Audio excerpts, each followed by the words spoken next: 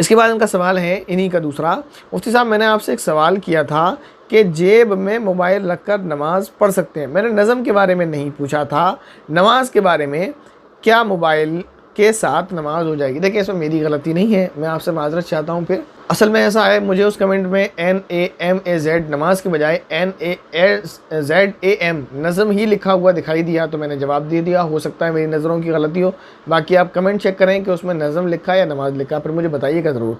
बहरहाल ये कि नमाज़ हो जाएगी। आपका जो मसला है कि मोबाइल जेब में रखकर नमाज़ पढ़ें तो नमाज़ हो जाएगी, तो नमाज़ हो जाएगी। मेरा आपसे कहना ये है कि आप नमाज़ घर पर पढ़ती होंगी, क्योंकि आप बहन हैं, तो अगर आप कोई ऐसी ड्रेस पहनती हैं जिसमें पॉकेट है तो उसमें मोबाइल रखने की ज़रूरत क्या है? कुछ देर के लिए मोबाइल आप कहीं और रख दें, बेड पर रख दें, कहीं भी रख दें, क्योंकि नमाज के वक्त में फ़ोन आएगा तो फिर आपको डिस्टर्ब होगा, खुशू और खुजू में फ़र्क आएगा, तो बेहतर नहीं है। लेकिन नमाज हो जाएगी। इसके बाद इनका दूसरा सवाल है, फ़जर के बाद मस्जिद में सलाम पढ़ा जाता है तो क्या उस वक्त फ़जर का वक्त ख़त्म हो जाता है या फिर उसके बाद भी नमाज़ पढ़ सकते हैं? देखें, फ़जर के वक्त का सलाम से कोई लेना देना नहीं। बाज़ औक़ात ऐसा होता है कि इमाम साहब नमाज़ पढ़ाते हैं, नमाज़ पढ़ा के कुछ बयानात होते हैं, कुछ मशवरा होता है, कुछ बातचीत होती है, तो उसमें टाइम खिंच जाता है, उसके बाद सलाम पढ़ते हैं। तो कभी कभी ऐसा होता है कि वक्त के बाद सलाम पढ़ा जाता है, और कभी कभी ऐसा होता है नमाज़ पढ़ने के बाद कोई काम नहीं होता, कोई दीनी बात नहीं होती, फ़ौरन सलाम पढ़ने खड़े हो जाते हैं। तो ये वक्त के अंदर अंदर सलाम होता है कि सलाम पूरा हो जाता है तब भी वक्त बचता है, और कभी इस वक्त ख़त्म हो जाता है और सलाम शुरू भी नहीं होता, तो सलाम से कोई मसला नहीं है। नमाज का वक्त ख़त्म हो जाता है तो वक्त ख़त्म हो जाता है। इसके बाद हमारे भाई हैं मोहम्मद मुश्ताक, सवाल कर रहे हैं, अस्सलाम वालेकुम मुफ्ती साहब। वालेकुम अस्सलाम व रहमतुल्लाहि व बरकातुहू। दादी का इंतकाल हो गया है, गरीब को खाना खिलाना बेहतर है कि फ़कीर को खाना खिलाना बेहतर है, कि मदरसे के बच्चों को खाना खिलाना बेहतर है? एक और सवाल है, कितने दिन तक खाना खिलाना बेहतर है? तो आपका जो पहला वाला सवाल था जिसका जवाब दे दिया गया, वही आपके लिए काफ़ी है, जो आप पहले सुन चुके हैं कि ईसाल सवाब पहुँचाना असल है, न खाना खिलाना असल है। जब खाना खिलाना ही असल नहीं है तो ये मसला ही ख़त्म हो जाता है, खाना किसको खिलाना है। इसके बाद हमारी बहन मारिया इस्लाम सवाल कर रही हैं, कह रही हैं अस्सलाम वालेकुम व रहमतुल्लाहि व बरकातुहू। भाईजान वालेकुम अस्सलाम व रहमतुल्लाहि व बरकातुहू। मेरा सवाल ये है कि भाईजान, मैं मकतब चलाती हूँ, मैं बच्चों को हुज़ूर सल्लल्लाहु अलैहि वसल्लम के बारे में बताना चाहती हूँ, लेकिन बच्चों को कौन सी किताब में से पढ़ाना ठीक रहेगा? प्लीज़ रिप्लाई ज़रूर दीजिएगा भाईजान। 2 बार क्वेश्चन कर रही हूँ, मतलब 2 बार, दूसरी बार क्वेश्चन कर रही हूँ, जवाब ज़रूर दीजिएगा। वालेकुम अस्सलाम, फिर दुआएँ हैं वगैरह। तो मैं आपको स्क्रीन पर शो करा रहा हूँ, ये किताब है, किताब का नाम है सीरत मुस्तफ़ा। इस किताब को आप जो है, ये 3 जिल्दों में है, इसी किताब को आप पढ़ें, अपने मुताले में रखें और इसी किताब को बच्चों को पढ़ाएं। इसके बाद हमारी बहन फ़ातिमा ख़ान सवाल कर रही हैं, और गम, परेशानी, रिज़्क़, कर्ज़, सारी परेशानियों से भी निजात पा सकें, इसके लिए वजीफ़ा बता दीजिए। तो इसके लिए यही वजीफ़ा है कि आप सलातुल हाजत पढ़ें, और सलातुल हाजत का तरीक़ा मैं इससे पीछे बता चुका हूँ। अलबत्ता आपके कमेंट से याद आ गया कि वहाँ दुआ बतानी थी, वो रह गई है, लेकिन क्योंकि क्लिप अभी कंप्लीट नहीं हुई है तो इरादा ये है कि क्लिप के लास्ट में वो दुआ इंशाल्लाह पढ़कर सुना दी जाएगी, बिल्कुल आखिर में। तो आप जो है उसको वहाँ पढ़कर और देखकर सुनकर याद कर सकते हैं। इसके बाद हमारी बहन है फिरदौस, उनका सवाल है, कई सवाल हैं उनके, और ये इस क्लिप के इनके आखिरी सवाल हैं। अगर किसी के सवाल रह गए हैं तो कमेंट करें, इंशाल्लाह उसके जवाब देने की कोशिश की जाएगी। सवाल है इनका, अस्सलाम वालेकुम। वालेकुम अस्सलाम। मेरा सवाल है कि नंबर 1, मेरी हेल्थ अच्छी नहीं है, मेरे घर के पास एक औरत है और वो औरत कहती है कि तुम 3 दिन लाल मिट्टी को पानी में भिगा कर रखें, पूरा नाइट रखें, मॉर्निंग उस मिट्टी का पानी पी लें, पीने से थोड़ा अच्छा होगा, क्या वैसा करना या वैसा पानी पीना शिर्क है? प्लीज़ बताएं मुफ्ती साहब, प्लीज़ मेरे लिए दुआ करें। तो अल्लाह रब्बुल इज़्ज़त से दुआ है कि अल्लाह रब्बुल इज़्ज़त आपको शिफा फरमाए, आपकी जितनी परेशानियाँ हैं परेशानियों को हल फरमाए, और तमाम बहन भाई जो सुन रहे हैं उनसे भी दरख्वास्त यही कि इनके लिए दुआ करें। अब रह जाती है बात सेहत की, तो सेहत के लिए डॉक्टर के पास जाएँ, आप किसी हकीम के पास जाएँ, आप किसी तबीब के पास जाएँ, आप एलोपैथिक, होम्योपैथिक, आयुर्वेदिक, यूनानी, जिसमें भी आपको जो है सहूलत हो आप उसके पास जाएँ और उनसे इलाज कराएँ। और ये लाल मिट्टी, काली मिट्टी, इसके चक्कर में ना पड़ें। अगर डॉक्टर्स ये कहते हैं या हकीम ये कहते हैं कि ये फ़ायदेमंद है तो आपका इस्तेमाल करें इसका, किसी के कहने सुनने से उसका इस्तेमाल ना करें। खुदा ना करे आपकी सेहत पर और बुरा असर पड़ गया या इससे आपको नुकसान हो गया तो फिर इसकी ज़िम्मेदार आप खुद होंगी और फिर आपको पछताना पड़ेगा, तो ये अच्छा नहीं है। अब रह जाती बात शिर्क की, तो ये शिर्क नहीं है, लेकिन ये अमल मुनासिब नहीं है। इसके बाद हाँ, अगर शिर्क ये तब हो जाएगा जब आप बिलीव करेंगे इसमें कि इस मिट्टी में कोई तासीर और ये मिट्टी मुझे सही कर सकती है, तो फिर शिर्क हो जाएगा। इसके बाद इनका सवाल है, हाफिज़, आलिम, मुफ्ती में क्या डिफरेंस है? बहुत डिफरेंस है। हाफिज़ कुरान करीम के कंप्लीट हिफ्ज़ करने वाले को कहते हैं। वो 4 साल का बच्चा भी हो सकता है, 10 साल का आदमी भी हो सकता है, 10 साल का बच्चा भी हो सकता है और 60 साल का आदमी भी हो सकता है। आलिम एक सिलेबस होता है जो पढ़ाया जाता है उलमा को, उसमें बुक्स होती हैं कई सारे उसमें फ़न यानी कई सारे सब्जेक्ट्स उसके अंदर होते हैं।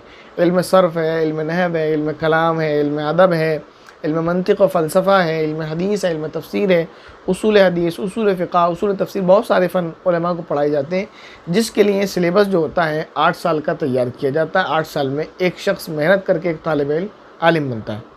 मुफ्ती में क्या फ़र्क है? मुफ्ती का एक अलग कोर्स होता है, वो कुछ और किताबें भी उसके साथ ऐड होती हैं। आलिम के बाद मुफ्ती बन जाएगा, वो पढ़ेगा, अगर आगे नहीं पढ़ेगा तो कोई मसला नहीं है। मुफ्ती को आप ये समझ लें जैसे किसी फ़न में पीएचडी करना, तो ये फ़िक़्ह में पीएचडी जो कर लेता है उसको मुफ्ती कहते हैं, बस इतना समझें। इसके बाद इनका सवाल है आलिमा के लिए कौन सी बुक पढ़ें? तो उसके लिए कोई बुक नहीं है, बाकायदा सिलेबस होता है, 8 साल मेहनत करनी पड़ेगी। बाज़ मदारिस में लड़कियों के लिए, ख़वातीन के लिए 5 साल कोर्स का भी इंतज़ाम है, तो उसमें कुछ किताबें शॉर्ट कर देते हैं, तो वो कोर्स है। लेकिन ऐसे ही कोई पढ़ के आलिम नहीं बन सकता, बाकायदा मदरसे में दाखिला लेना होगा, या फिर कोई उसका तरीक़ा है जो उलमा इकराम पढ़ाते हैं, चाहे फिर वो ऑनलाइन पढ़ा रहे हो या किसी तरह। लेकिन जहाँ भी आपको आलिमा कोर्स अगर आपको करने का शौक़ है, तो जहाँ भी आप एडमिशन लें तो मोतबर उलमा के पास, और हमारी कोशिश है कि जल्द ही मशवरा चल रहा है हमारी टीम के दरमियान, जो हमारे अज़ीज़ भी हैं और हमारे लिए बहुत काबिल एहतराम भी हैं, हमारे उलमा इकराम, तो उनके दरमियान और हमारे दरमियान मशवरा चल रहा है कि जल्द ही इंशाअल्लाह ऑनलाइन जो है आलिमा कोर्स या इसी तरह का कोई इस्लामी कोर्स शुरू करने की कोशिश जारी है। दुआ करें आसानी से शुरू हो जाए, तो आप लोग उसमें भी एडमिशन लीजिएगा। अच्छा, इसके बाद इनका सवाल ये है, क्या पहले कुरान हाफिज़ करने के बाद आलिमा का कोर्स करना है? क्या नहीं, डायरेक्ट आलिमा का कोर्स कर सकते हैं? आलिम होने के लिए हाफिज़ होना ज़रूरी नहीं है, बग़ैर हिफ्ज़ के भी आलिम बना जा सकता है। इसके बाद इनका सवाल है, मुझे वाद अदा नहीं होता, जब भी ये पढ़ती हूँ तो दाल की आवाज़ निकलती है, मैं क्या करूँ? बहुत मुश्किल होती है और नमाज में भी गुनाह का अंदेशा लगा रहता है। देखें, एक मसला है, अगर कोशिश के बावजूद कोई हर्फ अदा नहीं होता तो उसके गुनाहगार नहीं हैं आप, लेकिन अगर आप कोशिश नहीं करते तब तो गुनाह का अंदेशा है। और अगर आप जानबूझ के गलत पढ़ते हैं, वाद को दाल पढ़ते हैं, द्वाद पढ़ते हैं, तब तो आपकी नमाज ही नहीं होगी। फ़ुक़हा लिखते हैं अगर कोई वाद को जानबूझ कर द्वाद पढ़ता है तो नमाज नहीं होगी। अब ये कि वाद अदा कैसे होगा, तो मैं आपको बताऊँ, जैसे मैं मकतब में बच्चों को बताता हूँ उसी अंदाज से मैं आपको बता रहा हूँ। ये जो ज़ुबान है इसको आप बाहर निकालें या ना निकालें, समझ लें आप, ज़ुबान का जो करवट है यानी साइड, किनारा ज़ुबान का, जैसे ये ज़ुबान है इसका किनारा है, इसको आपको ऊपर की दाढ़ों में, 5 दाढ़ों में लगाना है, ऊपर की साइड में इस तरह लगा लें आप। और लगाने के बाद आप पढ़ेंगे वाद वाद वाद। आप प्रैक्टिस करेंगे इंशाल्लाह निकल आएगा। और मैं आपको एक मरतबा और पढ़कर सुना रहा हूँ, इसमें हल्की सी बू महसूस अगरचे होती है दाल की, लेकिन वो दाल नहीं होता, वो है इस तरह पढ़ने का तरीका। मैं आपको पढ़कर सुना देता हूँ। गैरिल मग़ज़ूबि अलैहिम वलद्दाल्लीन वलद्दाल्लीन वलद्दाल्लीन। ये तो माइक की वजह से शायद आपको सही समझ ना आए, लेकिन मैंने आपको उसको पढ़ने का तरीका बता दिया कि ज़ुबान की करवट है उसको आपको ऊपर के 5 दाढ़ों में लगाना है, तो आपका वाद अदा हो जाएगा, दाल नहीं पढ़ना है। इसके बाद उनका चौथा सवाल है, नबी सल्लल्लाहु अलैहि वसल्लम की बायोग्राफ़ी पढ़ना है, कौन सी बुक पढ़ें प्लीज़ बताएं। तो मैंने आपको बता दिया, बुक्स तो बहुत सारी हैं। पहले आप ये बुक पढ़ें जो मैंने बताया, सीरतुल मुस्तफ़ा। इस बुक को पढ़ लें आप, 3 जिल्द में है। इसको पढ़ने के बाद आप कमेंट करें, फिर आपको मैं बताऊंगा कौन सी बुक पढ़ना है। बुक्स बहुत सारी हैं सीरत पर लेकर, लेकिन मैं अगर आपको बहुत सारी बता दूंगा तब भी आपके लिए मुश्किल हो जाएगा, क्योंकि परचेज़ करना मुश्किल है। और अगर परचेज़ कर भी लिया तो जाहिर सी बात है एक ही वक्त में सारी बुक तो नहीं पढ़ी जा सकती, कोई एक ही पढ़ी जाएगी। तो उसके लिए बेहतर ये है कि पहले आप इस बुक को पढ़ें, ये ईजी भी है और पढ़ना इसको, क्योंकि 3 जिल्द में भी है तो बहुत आसान है, आप इसको पढ़ सकते हैं। जो सवालात आपके थे अब तक आपको जवाब दे दिए गए। उम्मीद है जो मसाइल आपके थे, जो आपने सवाल किए गए, वो आपको समझ आए होंगे। अगर किसी का कमेंट रह गया है, तो सवाल कोई रह गया है तो आप कमेंट करें, इंशाल्लाह नेक्स्ट वीडियो में उनको जवाब दे दिया जाएगा। अगर किसी को समझ नहीं आया, कोई डाउट है तो कमेंट करें, इंशाल्लाह उसको क्लियर करने की कोशिश की जाएगी। अब रह गई सलातुल हाजत की दुआ, कि दुआ क्या है, तो मैं आपको वो दुआ पढ़कर सुना रहा हूँ और आपकी स्क्रीन पर आपको शो करा रहा हूँ। तो वो दुआ आप याद कर लें, उसको नोट कर लें, आपके बहुत काम आने वाली है। जैसे मैंने बताया था आपको, पहले नमाज़ पढ़ना है आपको 2 रकात, अगर आप चाहें तो 4 भी पढ़ सकते हैं, कोई मसला नहीं है। तो 2 रकात या 4 रकात नमाज़ पढ़ने के बाद आपको पहले इन कलिमात को पढ़ना है जो मैं आपको पढ़कर सुनाऊंगा। उसके बाद फिर आप अपने लिए दुआ मांग सकते हैं, जिस भी तरह से मांगें।